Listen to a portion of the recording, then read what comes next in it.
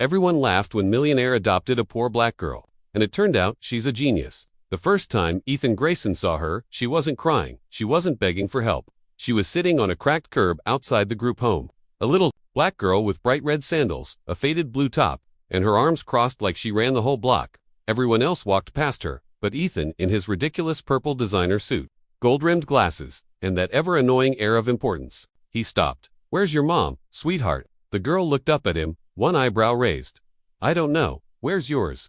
That was the moment Ethan knew he was in trouble. Her name was Zuri. She was 4. No known parents. Quiet but not shy, observant, fierce. The staff at the foster home whispered that she gave them chills, that she barely spoke until she spoke volumes, that sometimes she took things apart and put them back together better. Ethan wasn't there for charity. He just won a massive lawsuit, and his PR manager said adopting a child might soften his public image. But now he couldn't stop thinking about this one girl.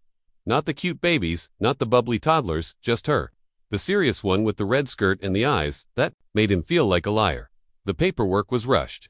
Lawyers advised against it. Social media exploded. Millionaire buys himself a foster kid, desperate for sympathy points. He'll return her in a week, but he brought her home to his mansion with the marble floors and gold faucets. And she didn't touch anything, didn't speak, just walked into the foyer, sat on the staircase, and asked, "Where's the quietest room?" That first night, she drew blueprints in crayon. Blueprints of the mansion correct to scale. Ethan stared at the floor plan, stunned. "Did someone show you this?" Zuri rolled her eyes. "I counted the steps." By day 5, she'd hacked his smart fridge to speak in full sentences. By day 7, she'd reprogrammed the gate to open only for her voice. He tried to laugh it off. "Must be a fluke," he told his assistant. "She probably saw me do it." But something was shifting, not just in her, in him. He began canceling late-night meetings to help her with puzzles.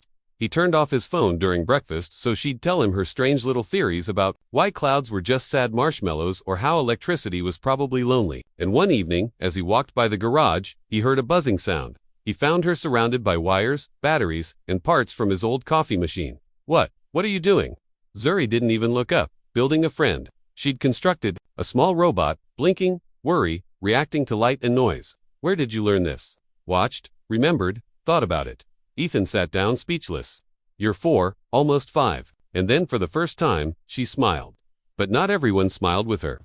At school, the other kids laughed when she answered every math question faster than the teacher. Some teachers accused her of cheating. The principal pulled Ethan aside. "After the second week, she's unnerving," the woman whispered.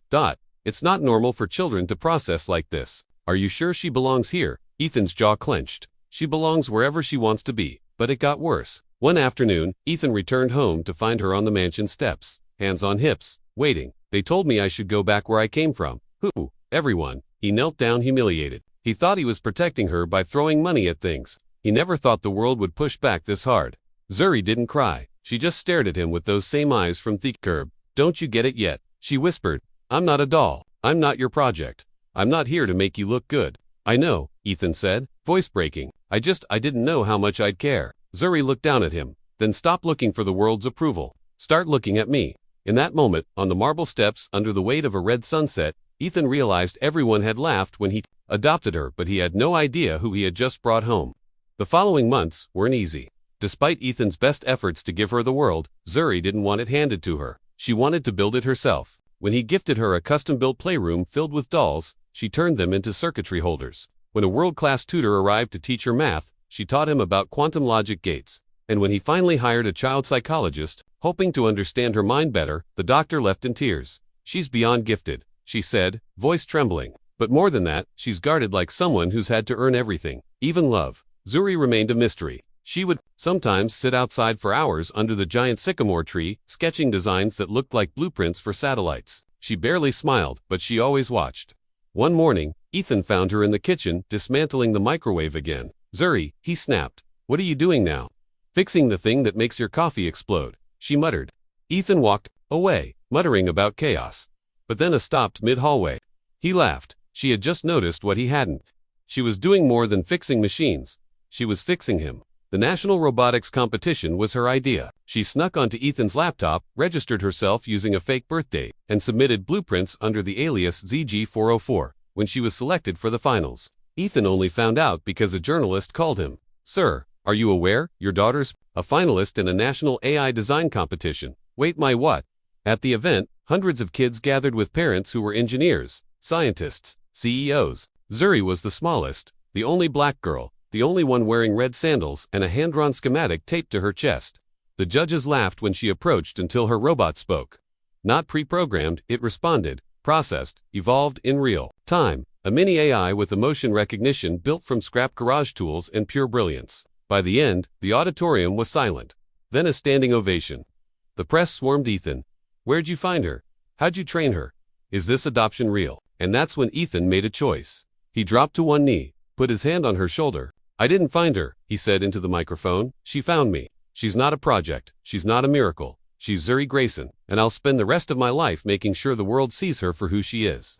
That evening, back at the mansion, sat on the steps again. The same steps where months ago she'd told him to stop seeking approval. But this time she wasn't angry. She looked calm. Ethan joined her, sitting quietly. You proud of yourself? He asked. She shrugged.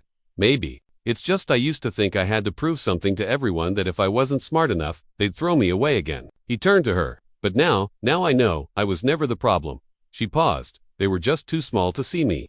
Ethan swallowed hard. I saw you, he said. I just didn't understand what I was looking at. She smiled for the first time in weeks. And this time, it wasn't guarded. It was free. Everyone had laughed when he adopted her. They said it was a joke, a PR move, a mistake. But no one was laughing now, because Zuri wasn't just a little girl anymore. She was a revolution in red sandals. If you enjoyed this story, don't forget to give it a thumbs up and hit that subscribe button for more emotional, dramatic, and unexpected tales. And let us know in the comments, where in the world are you watching from? We love hearing from all of you. Until next time, stay kind, stay curious, and keep watching.